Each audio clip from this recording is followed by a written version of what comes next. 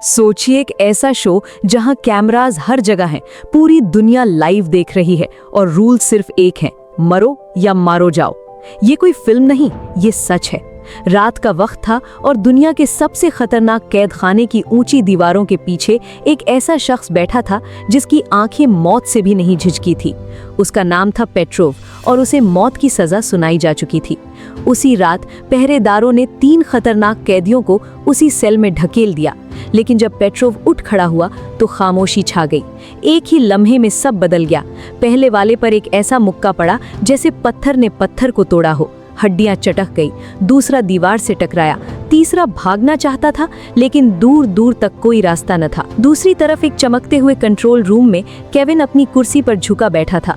उसकी आंखें स्क्रीन्स पर गढ़ीली हुई थी और चेहरे पर वो मुस्कुराहट थी जो सिर्फ पैसे देखने वाले लोग करते हैं। केविन ने अपनी टीम से कहा, इस आदमी में कुछ है, इसे हमारे शो में शामिल करो। केविन एक आम इंसान नहीं था। वो दुनिया का वो शख्स था जिसे शोहरत, दौलत और ताकत, तीनों चीजें एक साथ चाहिए थी, और इन्हें हासिल करने के लिए वो किसी भी हद तक जाने को तैयार था।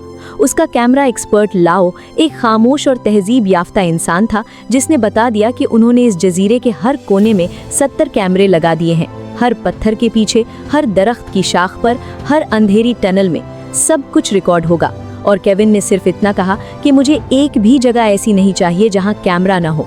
केविन की गर्लफ्रेंड जूली भी साथ थी, लेकिन उसकी आंखों में कुछ ऐसा था जो बोल रहा था कि ये खेल उसे पसंद नहीं। फिर भी वो अभी तक केविन का साथ दे रही थी। एक टीवी चैनल की हेड ने इंटरव्यू में सीधा पूछा कि शो का कॉन्सेप्ट क्या है, और केविन ने इत्मीनान से जवाब दिया, मुझे 10 ऐसे लोग मिले हैं जिन्हें दुनिया के मुख्तलिफ कैद खानों से उठाया गया है। सब के सब मौत की सज़ा के कैदी हैं। इन्हें एक अजनबी जजीरे पर छोड़ दिया जाएगा जहां उनके पास 24 घंटे होंगे एक दूसरे को ख़त्म करने के लिए, और जो आखिर में जिंदा बचा वो आज़ाद। वो औरत बोली कि ये गैर कानूनी है और मैं ये ब्रॉडकास्ट नहीं कर सकती। केविन ने हल्के से मुस्कुराया और कहा कि ये लोग वैसे भी मरने वाले थे, उनकी मौत से किसी को कोई फर्क नहीं पड़ता। और डील खत्म। केविन उठ गया, लेकिन उसी वक्त उसे खबर मिली कि उनका सिलेक्टेड अरब कैदी जेल में पहले ही मर चुका था। केविन का गुस्सा भड़क उठा और टीम को हुक्म मिला कि आज रात ही नया अरब कैदी ढूंढो, और इस तलाश में उन्हें मिला हाशिम। पहरेदारों ने हाशिम की कोठरी में 2 नए कैदी डाले और एक को हुक्म दिया कि हाशिम पर हमला करे। वो कैदी मुस्कुराते हुए आगे बढ़ा और हाशिम ने उसे इतनी तेजी से खत्म किया कि कैमरास भी अंदाजा नहीं लगा सके कि हुआ क्या। अब दूसरा आया, जैक। सीधा खड़ा, आंखें ठंडी, सहूलियत से बोला कि मैं बगैर वजह किसी को नहीं मारता, लेकिन जो मुझ पर हाथ उठाए उसे मैं कभी नहीं छोड़ूंगा। पहरेदार ने यह सुनकर हाशिम को चाबियां दे दी कि खुद को आज़ाद कर और जैक को ख़त्म कर। हाशिम ने जंजीरें उतारी, हमला किया और जैक ने एक ही बार में उसे ज़मीन पर पटक दिया। केविन लाइव देख रहा था और बोला, ये अमेरिकन मुझे चाहिए। जो लोग अमेरिका से नफरत करते हैं वो इस आदमी को देखेंगे, और नफरत व्यूअर्स लाती है। अगले दिन सब कैदियों को एक जगह जमा किया गया जहां केविन के मुशाहिब मैसिवो ने सबको वो बात बता दी जो सुनकर पैरों तले जमीन खिसकती है। आपके पाँव में बॉम्ब बंधा गया है।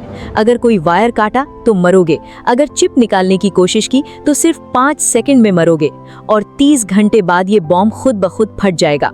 सिर्फ एक रास्ता है जिंदा रहने का। आप सब में से सिर्फ एक शख्स बचा रहे और उसी का बॉम्ब डीएक्टिवेट होगा। सब ने एक दूसरे के चेहरे देखे, खौफ, बेबसी, कंफ्यूजन। सिर्फ जैक खड़ा रहा, बिल्कुल सर्द, जैसे ये सब कुछ उसके लिए एक और आम दिन का काम था। फिर सबको हेलीकॉप्टर में बिठाकर उस दूर जजीरे पर ले जाया गया जहां न कोई कानून था, न कोई मदद, सिर्फ जंगल था, अंधेरा था और मौत थी। हेलीकॉप्टर से उन्हें एक एक करके समंदर में गिराया गया। मुंह में चाबियां ठूसी हुई थी ताकि जरूरत पर हाथ खोल सके, लेकिन गिरने की जगह इतनी दूर दूर रखी गई कि सब मिल ना सके, ताकि खुद ही ढूंढ ढूंढ के मारे और ये खेल लंबी चले। सिर्फ जैक ने चाबी लेने से इनकार किया था। मैसिवो ने उसे सीधा जजीरे पर गिरा दिया। जैक ने दर्द महसूस किया, लेकिन कोई आवाज नहीं निकली। गेम शुरू हो चुका था। जजीरे पर रात गुजर चुकी थी और सूरज की पहली किरणें जंगल की घनी शाखों से गुजर रही थी जब पहला खून बहा। मशीता नाम की एक कैदी औरत जंगल में अपना रास्ता ढूंढ रही थी जब अचानक एक मर्द ने पीछे से उस पर हमला कर दिया। उसने उसे जमीन पर पटक दिया और बुरी तरह मारना शुरू कर दिया। कैमरास हर एंगल से रिकॉर्ड कर रहे थे। केविन का कंट्रोल रूम जोश में था क्योंकि व्यूअर्स की तादाद तेजी से बढ़ रही थी, लेकिन मशीता ने हिम्मत नहीं हारी। एक लकड़ी का टुकड़ा उठाया और उस मर्द की गर्दन में घोंस दिया। मौका मिलते ही उसने उसके बॉम्ब की चिप निकाल दी और 5 सेकंड में जोरदार धमाका हुआ।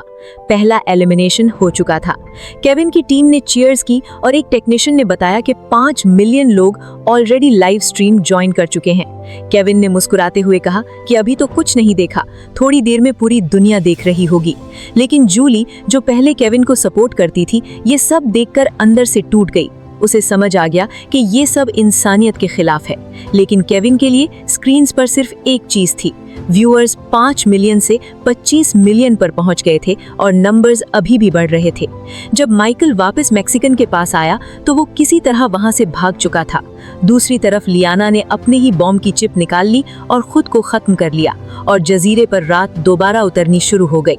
हवा में दर्द था, जंगल में खामोशी थी और गेम अभी आधा भी खत्म नहीं हुआ था। रात के अंधेरों में जैक जंगल में चल रहा था जब उसे किसी के रोने की आवाज आई। पास गया तो मैक्सिकन आदमी जमीन पर बैठा आंसू बहा रहा था। उसकी टांग टूट चुकी थी और वो अकेला था। मैक्सिकन ने जैक को बताया कि माइकल और जापानीज फाइटर ने उसकी जिंदगी बर्बाद कर दी और अब वो कुछ करने के काबिल नहीं था। जैक ने उस पर तरस खाया और कहा कि पहले रोना बंद करो। फिर जैक ने उसे बताया कि उसने पास में एक पुराना वॉच टावर देखा है जहां शायद रेडियो मिल सके और रेडियो से मदद बुलाई जा सकती है। दोनों एक पुराने टूट फूटे घर में गए। जैक ने समझ लिया था कि बॉम्ब के अंदर ट्रैकिंग सिस्टम लगा हुआ है, इसलिए उसने अपने बॉम्ब की ट्रैकिंग डिसेबल कर दी ताकि कोई उसे ट्रेस ना कर सके। केविन और उसकी टीम ने स्क्रीन्स पर देखा कि जैक का जीपीएस सिग्नल अचानक गायब हो गया और केविन घबरा उठा। ये आदमी कुछ करने वाला है। जैक ने मैक्सिकन को एक चाकू देके वॉच टावर की तरफ चलना शुरू किया। कैमरास की केबल्स पकड़ के ऊपर चढ़ा और खामोशी से पहले एक गार्ड को चकमा दिया, फिर दूसरे को भी खत्म कर दिया। टावर पर उसे एक सैटेलाइट फोन मिला। पहली कॉल उसने अपनी बीवी सैरा को की और इतनी सर्दी से बोला कि पता नहीं जिंदा वापस आऊंगा या नहीं। फिर अपना बैंक अकाउंट नंबर दिया और कहा कि ये पैसे ले लेना, तुम्हें इनकी बहुत ज़रूरत है। फिर उसने सैरा को आइलैंड की लैटिट्यूड कोऑर्डिनेट्स भी बता दी। उसी वक्त मेसिवो भी अपनी टीम के साथ टावर के पास आ पहुंचा। केविन ने टावर की इलेक्ट्रिसिटी बंद कर दी और मेसिवो ऊपर चढ़ के जैक पर फायरिंग करने लगा, लेकिन जैक ने टावर से छलांग लगा के भागने में कामयाबी हासिल की। सैरा ने वो कोऑर्डिनेट्स फॉरेन एजेंट विल्किंस को दे दी। गवर्नमेंट ने ऑफिशियली डिसाइड किया कि जैक को हर हाल में रेस्क्यू करना होगा। दूसरी तरफ जजीरे में डी और लीसा आमने सामने आ गए। डी ने लीसा को कहा कि वो उसे नहीं मारना चाहता, वो सिर्फ अपना बॉम्ब डीएक्टिवेट करना चाहता है। इसलिए उसने लीसा को छोड़ दिया और दोनों साथ बैठ के बातें करने लगे, लेकिन लीसा ने उसे धोखा दिया। डी की बॉम्ब चिप निकाल के भाग गई और कुछ ही सेकंडों में डी का वजूद खत्म हो गया। सुबह हुआ तो माइकल और जापानीज फाइटर एक ऊंची जगह खड़े पूरे जजीरे को ऑब्जर्व कर रहे थे। उन्हें लग रहा था कि सब कुछ उनके कंट्रोल में है, लेकिन असली खतरा नीचे जंगल में छुपा था और वो दोनों को पहले से देख रहा था। जैसे ही माइकल और जापानीज फाइटर अलग हुए, जैक ने मौका मिलते ही जापानीज फाइटर पर हमला कर दिया। इतना ब्रूटल और एक तरफा के देखने वाले दंग रह गए। दुनिया के हर कोने से लोग लाइव स्ट्रीम देख रहे थे और जैक के एक्शन ने सबको हैरान कर दिया। माइकल ये सब ऊपर से देख रहा था, गुस्से में नीचे कूदा और जैक पर एरो शूट किया, लेकिन जैक ने टाइम पर डॉज कर लिया और वहां से भाग के एक पुराने टनल में छिप गया। अंदर लीसा बैठी थी जिसने जैक को पकड़ लिया। अचानक माइकल का एक एरो गलती से लीसा को जा लगा और वो बुरी तरह जख्मी हो गई। जापानीज फाइटर और माइकल ने मिलकर टनल में आग फेंकी जो तेजी से फैली। जैक को नीचे एक अंडरग्राउंड रास्ता मिला, लेकिन लीसा पैनिक में आ गई और उसने खुद अपने बॉम्ब की चिप एक्टिव कर दी। जोरदार धमाका हुआ और पूरा एरिया ब्लास्ट हो गया। सबको लगा कि जैक भी इस ब्लास्ट में मर गया। माइकल और जापानीज फाइटर खुश हुए कि अब सिर्फ वो दोनों बचे हैं और अब उन्हीं की फाइनल लड़ाई होगी। जापानीज फाइटर जंगल में भाग गया और क्लोज क्वार्टर्स फाइट शुरू हो गई, लेकिन अचानक जैक कहीं से आ गया। वो जिंदा था और उसने जापानीज फाइटर के साथ एक बार फिर खतरनाक लड़ाई की। इस बार बिल्कुल एक तरफा। जैक ने उसे कंप्लीटली डोमिनेट किया और फाइनली खत्म कर दिया। अब माइकल अकेला रह गया था, डर के मारे भाग गया और दोनों एक वाटरफॉल पर आमने सामने आ गए। माइकल ने कहा कि हम फिर मिलेंगे और वाटरफॉल से जंप कर दिया। जैक ने डिसाइड किया कि वो उसे जिंदा नहीं छोड़ेगा और उसने भी जंप कर दिया। कुछ देर बाद जैक पानी से बाहर निकला, माइकल का पीछा किया और केविन की टीम ने हेलीकॉप्टर से सर्वाइवल किट ड्रॉप की, लेकिन जानबूझ के माइकल की तरफ, ताकि जैक डिस्ट्रैक्ट हो जाए। माइकल पहले पहुंचा, वेपन्स उठा लिए और जैक पर धाड़ों का मुंह खोल दिया। जैक रॉक्स के पीछे छुपा, लेकिन माइकल ने उसे शोल्डर पर शूट कर दिया और जैक जख्मी हालत में पानी में जा गिरा। उसी वक्त माइकल ने वहां खड़े 2 कैमरामैन देखे और उन्हें भी मार दिया। अब असली शो मैं बनाऊंगा, उसने कहा। दोनों की लड़ाई फिर शुरू हुई, इस बार और भी खतरनाक। जैक ने उसे पूरी ताकत से मारा, लेकिन माइकल ने गन उठाई और फायरिंग शुरू कर दी। जैक एक क्लिफ से जा गिरा। उधर सैरा ये सब देख के टूट गई। उसे लगा कि जैक खत्म हो गया। केविन की टीम ने भी उसे मरा हुआ मान लिया और केविन माइकल को विनर अनाउंस करने की तैयारी करने लगा, लेकिन गेम अभी खत्म नहीं हुआ था। केविन की टीम माइकल को जजीरे से उठा के ले आई और केविन ने मुस्कुराते हुए उसे आज़ाद कर दिया, बॉम्ब भी डीएक्टिवेट कर दिया। लेकिन जब माइकल ने इनाम के पैसे मांगे तो केविन हंसते हुए कहने लगा कि कौन से पैसे, मैंने तुम्हें अपनी मर्जी से जितवाया है, शुक्र करो कि मौत की सज़ा से बच गए हो। माइकल का खून खौलने लगा। वो गुस्से में पागल हो गया और केविन के लोगों को एक एक करके मारना शुरू कर दिया। वेपन लेकर कंट्रोल रूम में घुसा और स्टाफ से केविन के बारे में पूछा।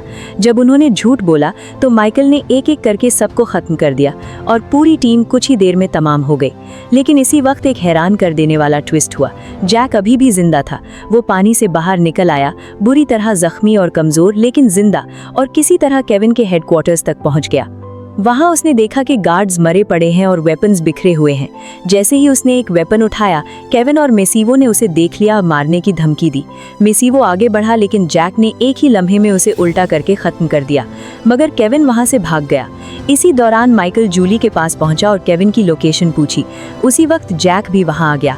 माइकल हैरान था कि इतनी गोलियों के बाद ये आदमी कैसे जिंदा है। उसने माइकल को बताया कि वो इस गेम का हिस्सा नहीं बनना चाहता था, उसे मजबूर किया गया था, लेकिन जैक ने उसकी बात नहीं मानी और उसे खत्म कर दिया। जब जैक केविन तक पहुंचा तो केविन हेलीकॉप्टर में भागने की कोशिश कर रहा था।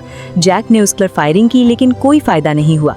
आखिर में उसकी गोलियां भी खत्म हो गईं और केविन ने हंसते हुए गुड बाय कहा और हेलीकॉप्टर में बैठ गया और लगता था कि इस बार वो सच में बच जाएगा।